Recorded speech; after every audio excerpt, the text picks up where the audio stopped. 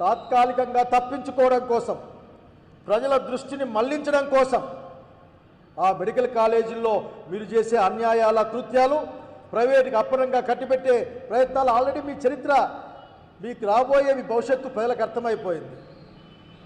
ప్రజలకే కాదు వ్యాపారస్తులకు కూడా అర్థమైపోయింది. ఒక్కటంటే ఒక్కటి కూడా సరైన బిడ్డు రాలేదే మెడికల్ కాలేజీ పట్ల.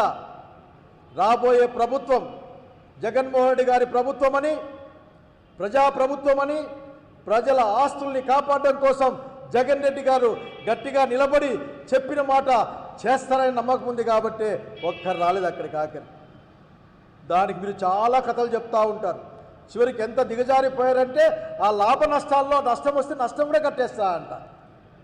ఇవన్నీ తప్పించుకోవడం కోసం మీరు మాట్లాడే మాటలు రాష్ట్ర వ్యాప్తంగా.